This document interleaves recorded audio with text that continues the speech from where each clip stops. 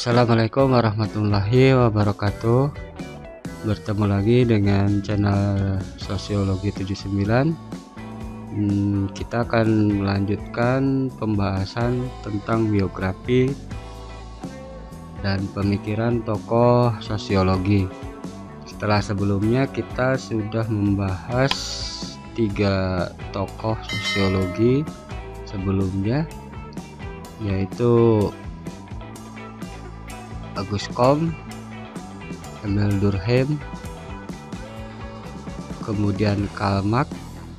Pada kesempatan kali ini kita akan mencoba untuk melihat biografi dan pemikiran Max Weber, ya. Maximilian Weber 1864-1920. Max Weber ini saya anggap sebagai teoretisi sosiologi klasik, ya, termasuk pendiri, ya, perintis keilmuan sosiologi setelah Karl Marx, ya. Setelah Karl Marx, Auguste Comte, bapak sosiologi, perintis nama sosiologi, kemudian Emile Durkheim, letak dasar dari keilmuan sosiologi, kemudian Karl Marx, ya, yang memberikan alternatif bagi teori-teori sosiologi. Pada kesempatan kali ini kita akan mencoba untuk melihat biografi dan pemikiran Max Weber, salah satu tokoh sosiologi yang tidak kalah penting, ya, dalam perintis, ya, letak dasar-dasar keilmuan sosiologi. Kita mulai saja pembahasannya.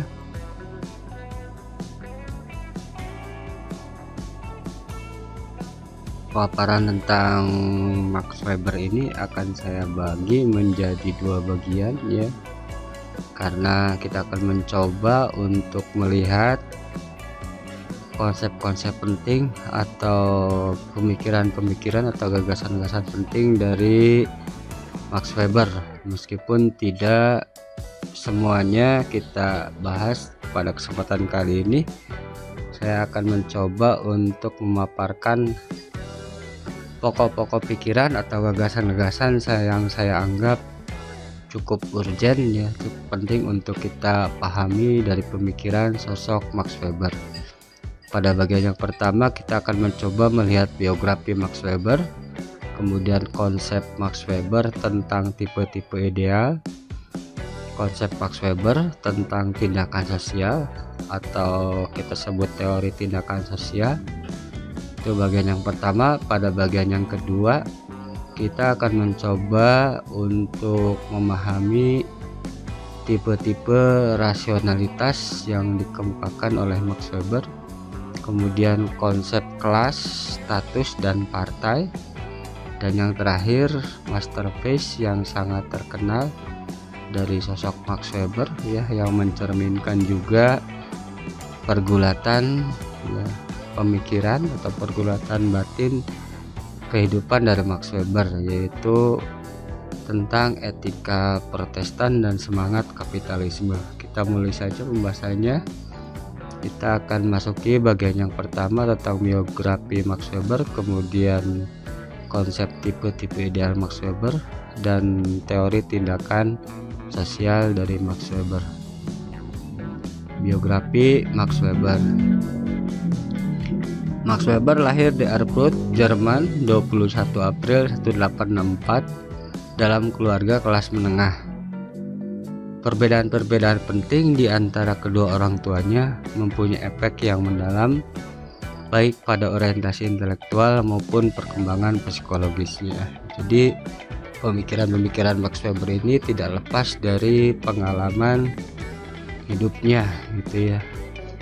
Ayahnya adalah seorang birokrat yang berhasil mencapai posisi politis yang lumayan penting. Seorang pria yang menikmati kesenangan-kesenangan duniawi, yang dalam banyak hal bertentangan secara tajam dengan istrinya, dengan ibunya Max Weber, ya. Jadi ayahnya dan ibunya memiliki perbedaan sudut pandang atau perbedaan warna kehidupannya ya, yang menyatu dalam satu rumah tangga, dan hal ini sangat mempengaruhi psikologis dari seorang Max Weber. Nah, ini keluarga Max Weber dan saudaranya, ibu, ayah, dan saudaranya. Sementara ibu Max Weber adalah seorang Calvinis yang taat ya, seorang penganut Calvinis yang taat. Seorang wanita yang berusaha menjalani kehidupan asketik ya, kehidupan yang menjauhi kesenangan duniawi ya, dengan meninggalkan sebagian besar kesenangan yang sangat digandrungi oleh suaminya ya, sebaliknya dengan suaminya. Perbedaan-perbedaan yang mendalam di antara kedua orang tuanya itu menimbulkan ketegangan dalam perkawinan mereka, dan terutama mempunyai dampak yang sangat besar kepada Weber ya. Ini tercermin dari karyanya yang besar ya, masterpiece-nya, yaitu Etika Protestan dan Semangat Kapitalisme. Yang dimaksud dengan etika Protestan ini adalah Calvinisme-nya, itu ya, Calvinis dari ibunya. Nanti Weber membahas tentang tipe-tipe asketik ya, yang sebenarnya melihat dari kehidupan orang tuanya. Ini Max Weber and his brother, Alfred Weber dan Karl Weber ya. Ya, Max Weber dengan saudara-saudaranya. Karena tidak mungkin mengikuti kedua orang tuanya secara sekaligus, sebagai anak Weber dihadapkan pada suatu pilihan yang jelas. Mula-mula tampaknya dia memilih mengikuti orientasi kehidupan ayahnya. Pada awalnya dia mengikuti orientasi kehidupan ayahnya, tetapi belakangan dia semakin mendekat kepada jalan yang ditempuh ibunya. Apapun pilihannya, ketegangan yang dihasilkan oleh perlunya memilih di antara dua kutub yang bertentangan itu mempengaruhi secara negatif terhadap jiwa Max Weber ya, ternyata seperti itu. Pada usia 18 tahun Max Weber kuliah di Universitas Heidelberg ya, Jerman. Weber memperlihatkan perkembangan intelektual yang cepat, tetapi pada level sosial dia tidak begitu berkembang ya. Nah, hubungan sosial Max Weber ini cenderung kurang bisa bergaul. Akan tetapi hal itu cepat berubah setelah dia tertarik ke cara hidup ayahnya dan bergabung dengan kelompok persaudaraan duel ayahnya. Weber tidak hanya mewujudkan identitasnya dengan cara hidup ayahnya dalam hal-hal itu, tapi juga memilih karir ayahnya, setidaknya untuk sementara, yaitu di bidang hukumnya, seperti itu. Nah, ini universitas tempat kuliahnya Max Weber. Setelah menempuh 3 semester kuliahan, Weber meninggalkan Heidelberg untuk tugas militer, dan pada tahun 1884 dia kembali ke Berlin dan ke rumah orang tuanya. Kuliah di Universitas Berlin dan menyelesaikan studinya. Setelah memperoleh gelar PhD, menjadi seorang pengacara dan mulai mengajar di Universitas Berlin. Di dalam proses itu, perhatiannya beralih lebih banyak kepada masalah-masalah yang ditekuni seumur hidupnya, yaitu bidang ekonomi, sejarah, dan sosiologi. Ya, karya-karyanya juga banyak menyangkut ketiga bidang ini, yaitu bidang ekonomi, sejarah, dan sosiologi. Ya, ini Universitas Berlin. Nah, ini Max Weber and his wife Marianne Weber 1894. Selama 8 tahun di Berlin, Weber bergantung secara finansial kepada ayahnya. Keadaan itu membuatnya semakin tidak senang. Pada saat yang sama, dia semakin dekat kepada nilai-nilai ibunya dan semakin antipati kepada ayahnya. Dia menganut kehidupan asketis dan semakin membenamkan diri ke dalam pekerjaannya. Itu ya, seperti seperti itu akibat dari ketegangan tersebut. Dorongan kuat untuk bekerja itu pada tahun 1896 menghasilkan jabatan sebagai profesor ekonomi di Heidelberg. Akan tetapi pada tahun 1897 ketika karir akademik Weber sedang mekar, ayahnya meninggal setelah pertentangan keras di antara mereka. Tidak lama setelah itu Weber mulai memperlihatkan gejala-gejala yang berpuncak pada kemacetan saraf, sering tidak bisa tidur atau bekerja. Weber menghabiskan 6 hingga 7 tahun dalam keadaan keambrukan total akibat dari ketegangan psikologis tersebut dan rasa bersalah terhadap ayahnya barangkali ya, seperti itu. Ini Max Weber. Nah, ini buku Max Weber yang terkenal, Etika Protestan dan Semangat Kapitalisme. Setelah jeda yang panjang, sebagian tenaganya mulai pulih pada tahun 1903, tetapi baru pada tahun 1904 Weber mampu memulai kembali kehidupan akademik yang aktif. Ketika itulah dia menyampaikan kuliah pertamanya setelah 6,5 tahun berlalu di Amerika Serikat. Pada tahun 1904 dan 1905 dia menerbitkan salah satu karya terbaiknya yang paling terkenal, yaitu The Protestant Ethic and the Spirit of Capitalism. Di dalam karya itu, Weber mengumumkan dominasi agama ibunya pada level akademik ya. Weber mencurahkan banyak waktunya untuk mempelajari agama, meskipun dia secara pribadi tidak agamis ya, seperti itu ya. Nah, ini salah satu bagian dari karyanya Weber.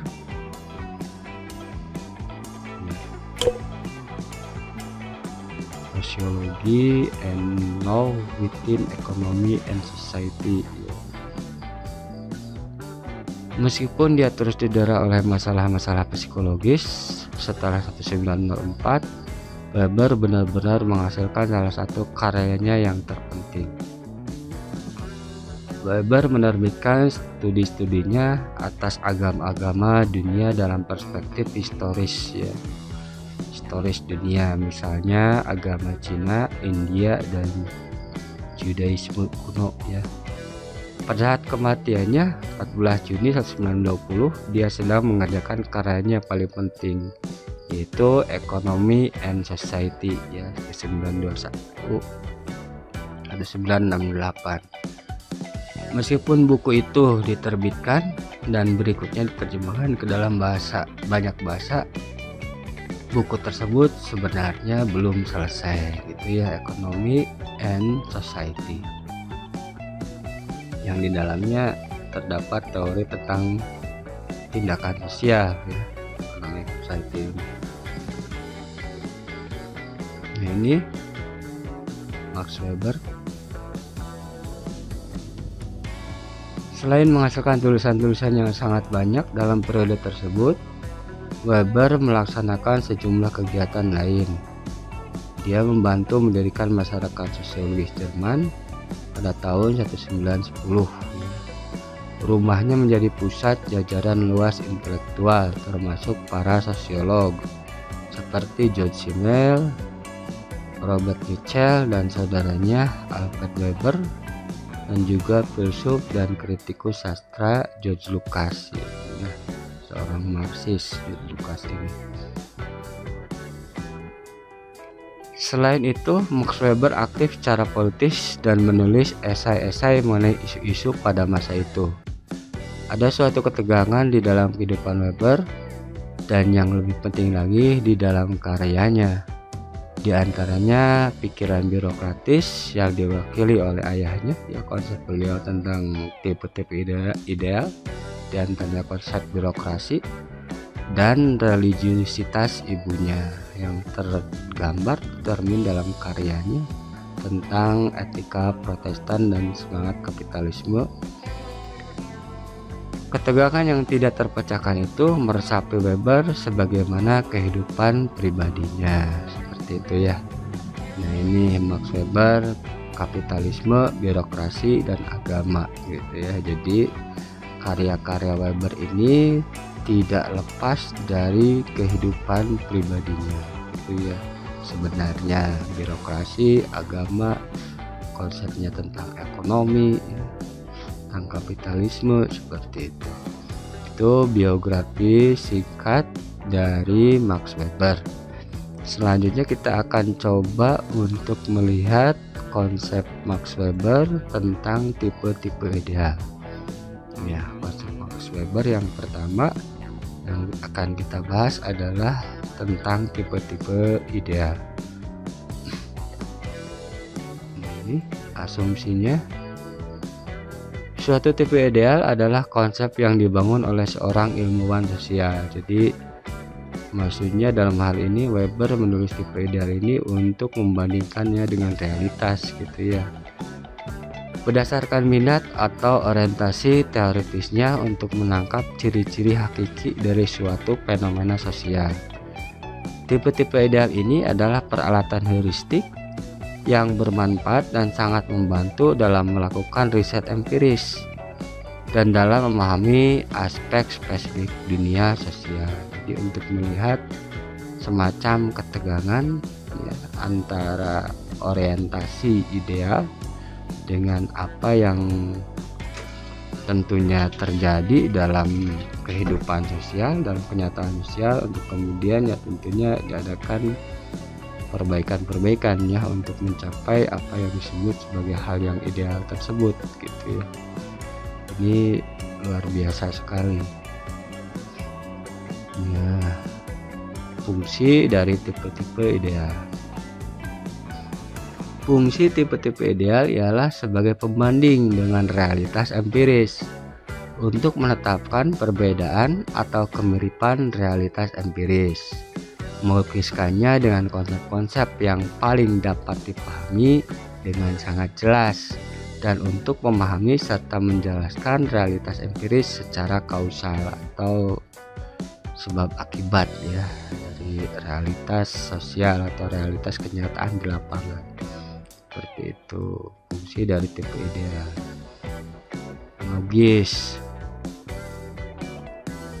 Dalam hal ini dimaksudkan logis adalah bahwa tipe-tipe ideal tersebut bukan produk tingkah atau angan-angan seorang ilmuwan sosial, tapi merupakan konsep-konsep yang dirumuskan secara logis. Jadi ideal yang dimaksud di sini itu bukan hal yang mengawang-awang atau khayalan seorang ilmuwan, tapi melalui proses perumusan secara logis.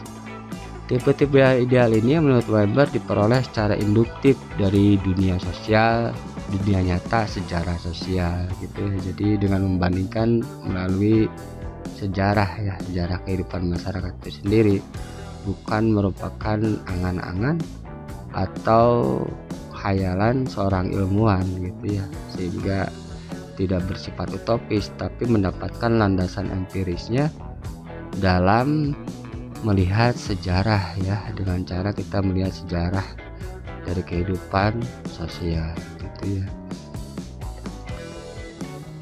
Nah, ini arti ideal dalam hal ini. Penggunaan kata ideal atau utopia jangan ditafsirkan bahwa konsep yang sedang dilukiskan punya arti yang terbaik dari segala dunia yang mungkin. Jadi bukan hal yang terbaik ya, disebut dengan ideal ini bukan hal yang terbaik. Istilah tersebut memiliki arti bahwa bentuk yang dilukiskan di dalam konsep itu jarang ditemukan dalam dunia nyata jika memang pernah ada gitu ya. Pernah ada meskipun jarang, sangat jarang ditemukan, tapi memang pernah ada gitu. Yang kedua, rasional gitu ya.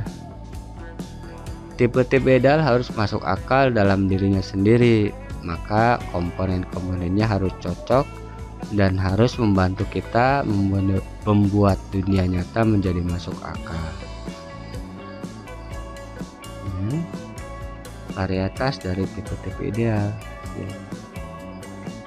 ideal historis ya, berdasarkan pada sejarah ya, sejarah masyarakat itu sendiri. Kemudian tipe-tipe ideal sosiologis umum, tipe-tipe ideal tindakan, dan tipe-tipe ideal struktural. Itu ya konsep Max Weber tentang tipe-tipe ideal. Kemudian kita akan membahas teori tindakan sosial menurut Max Weber ya. Jadi konsep yang kedua kita akan coba melihat teori tindakan sosial Max Weber. Ini masyarakat Baduy ya. Asumsi dasar. Keseluruhan sosiologi Weber didasarkan pada konsepsinya atas tindakan sosial gitu ya. Kita sudah mengenal bahwa konsep tindakan sosial ini merupakan konsep asli dari Weber gitu ya. Weber membedakan di antara tindakan sosial dan perilaku reaktif belaka. Jadi beda antara tindakan sosial dengan perilaku reaktif ya. Yang satu bersifat spontan, kalau reaktif ini tindakan yang spontan. Kalau tindakan sosial ini betul-betul tindakan yang ditujukan atau dimaksudkan untuk mengundang reaksi orang lain. Ada bedanya atau terdapat perbedaan antara tindakan sosial dengan perilaku reaktif belaka. Nah ini tindakan sosial dinyatakan terjadi bila para individu melekatkan makna-makna subjektif kepada tindakan mereka gitu ya, sehingga merupakan tindakan yang bermakna. Bagi Weber, tugas sosiologis mencakup penafsiran tindakan dari segi makna subjektifnya. Bagaimana kita menafsirkan tindakan seseorang ya, maksud dari tindakan seseorang. Ya, maksud pribadinya gitu ya, secara subjektif. Maksudnya di sini secara subjektif, maksud seseorang melakukan sesuatu tersebut dari sudut pandang dirinya. Nah, ini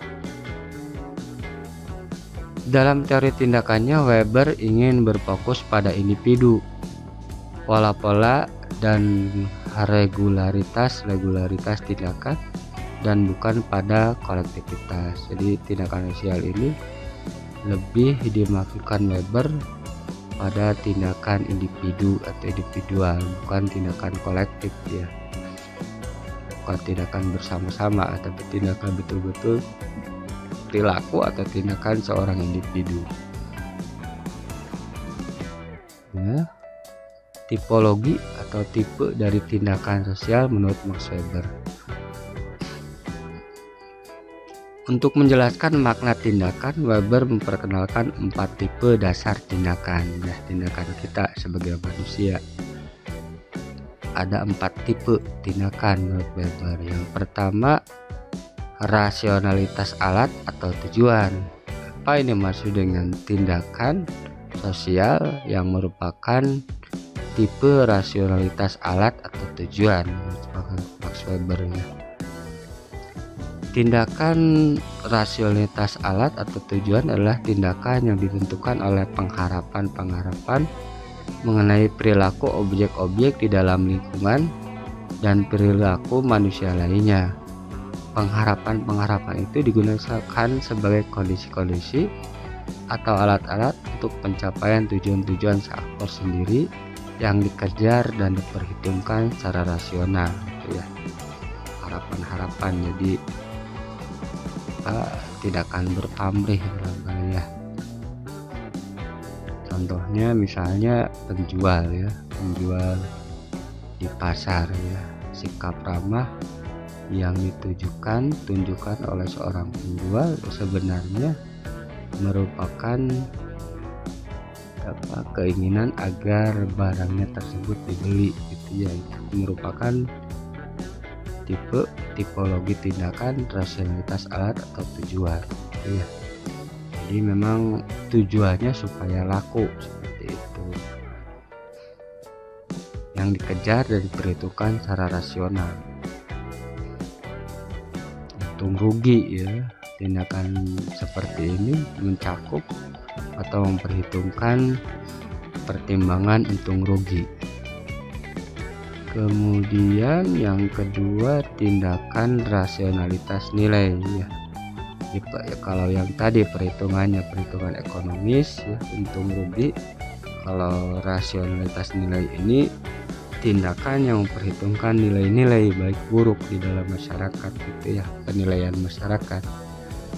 Tindakan yang ditentukan oleh kepercayaan yang sadar akan nilai tersendiri, suatu bentuk perilaku yang etis, estetis ya, estetis itu indah ya, religius, atau bentuk lainnya terlepas dari prospek-prospek keberhasilannya ya, terlepas dari untung ruginya atau prospek keberhasilannya kalau disebutkannya. Jadi lebih mengutamakan tindakan yang memperhitungkan nilai etis ya, religius ya, misalnya contohnya ada di gambar ya ini ya, atau misalnya perilaku kita menolong seorang tunanetra untuk menyeberang jalan ya. Ini termasuk tindakan rasionalitas nilai. Atau mempersilahkan seorang ibu yang sedang hamil untuk menempati tempat duduk kita ketika di angkutan umum. Ini termasuk rasionalitas nilai yang memperhitungkan ya, tindakan moral ya, memperhitungkan nilai baik buruk ya, berdasarkan hati nurani. Ini tindakan rasionalitas nilai. Kemudian berikutnya tindakan afektif ya. Afektif ini emosional gitu ya. Yang pertama tindakan rasionalitas instrumental, tujuan memperhitungkan untung rugi. Contohnya tindakan sosial antar penjual dan pembeli. Yang kedua memperhitungkan nilai-nilai ya, baik buruk, layak tidak layak ya. Yang ketiga perhitungannya emosional ya, tindakan afektual. Ya, tindakan ini tidak banyak diperhatikan Weber, ditentukan oleh keadaan emosional sang aktor. Misalnya tindakan afektual ini tindakan kasih sayang seorang ibu terhadap anaknya misalnya ya, termasuk afektual ya. Atau tolong menolong antar dua orang sahabat, termasuk tindakan afektual. Dilandasi oleh emosi ya, tindakan yang dilandasi oleh emosi, emosional. Kemudian yang berikutnya yang terakhir tindakan tradisional ya, tindakan yang dilakukan karena memang sudah kebiasaan atau tradisi. Yang jauh lebih banyak diperhatikan Weber ditentukan oleh cara-cara berperilaku sang aktor yang biasa ya, jadi anggap biasa, kebiasaan gitu ya, dan lazim dilakukan dalam masyarakat tersebut ya. Contohnya serentahun barangkali, atau ya upacara adat itu dimasukkan oleh Weber sebagai tindakan tradisional ya. Tindakan ini ditentukan oleh cara-cara berperilaku sang aktor yang dianggap biasa atau lazim atau umum dilakukan atau sudah menjadi tradisi itu. Kemudian meskipun Weber membedakan 4 bentuk tindakan yang khas ideal, ia sadar betul bahwa setiap tindakan tertentu biasanya memuat keempat tipe ideal tindakan.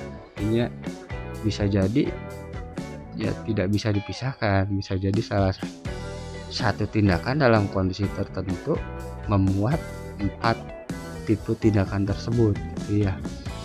Atau misalnya kita dalam kondisi religius ya, bisa jadi ada unsur tindakan rasionalitas instrumentalnya, untung ruginya, afektualnya, ataupun tradisi.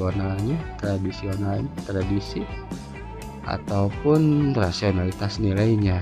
Jadi dalam kondisi tertentu bisa jadi memuat empat macam tindakan tadi ya, seperti itu. Tidak bisa misalnya kita hanya memisah-misah ya satu tipe ideal tindakan tersebut. Ya, sadar betul bahwa setiap tindakan tertentu biasanya memuat keempat tipe-tipe ideal tindakan. Itu ya, bagian yang pertama sudah selesai. Ya, pada bagian kedua kita akan membahas 3 konsep Max Weber berikutnya. Seperti itu, mudah-mudahan bermanfaat. Billahi taufiq wal hidayah. Assalamualaikum warahmatullahi wabarakatuh.